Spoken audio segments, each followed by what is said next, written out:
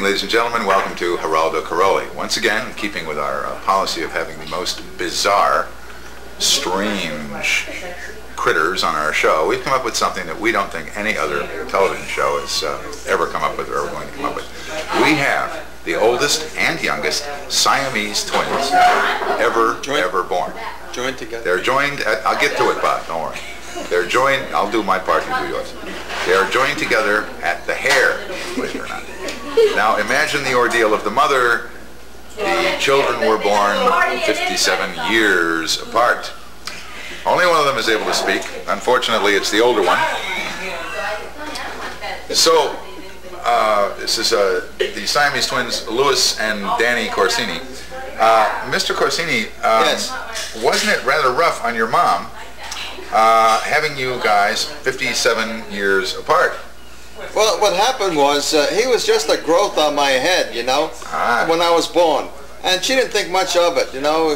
Well, it'd probably fall off. But instead of falling off, it grew up to be what you see next to me over here, you know, a person that's taller than I am. And I have to drag this thing along all day long. I have to go to bed with it. I have to go to the bathroom with it. I don't know how we manage.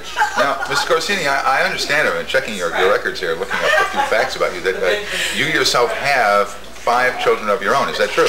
Yeah, I don't know how in the world did this happen with this young man actually attached to you? Well, he wasn't as big as he is now. You know, I couldn't control it at the time. Ah, I see. So your wife was not. How did you explain this phenomenon to your wife?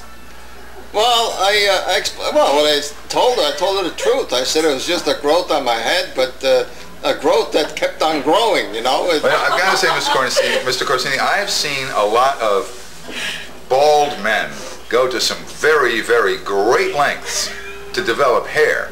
But this is something new. You actually lug this 14-year-old boy around with you all day just so that you could have hair. Is that right? Why don't you have him removed? I mean, it looks to me like an operation that could probably be performed by Joe the barber. Well, I don't know. I'd like to have him removed. It's getting kind of warm, you know. He's a little hot-blooded, you know. I'm starting to sweat at the temple. And besides, he's 14. Pretty soon he's going to start dating, and he was going to want to go out with a girl. And then where are you going to be? You know, well, although you could probably offer some helpful hints. Sure, right? I could tell him what to do. You could tell him how they did it back in the 40s, right? Well, they still do it today the same way.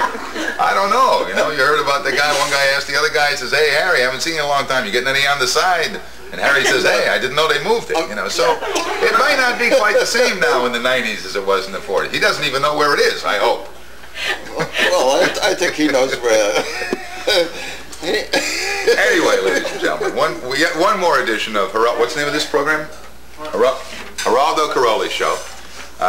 We aim to bring you the weirdest, the most bizarre, and the strangest things that we can possibly find, and I don't think they get a whole lot stranger than this. Until next time, see you later. Okay, I'm getting a crick on my neck.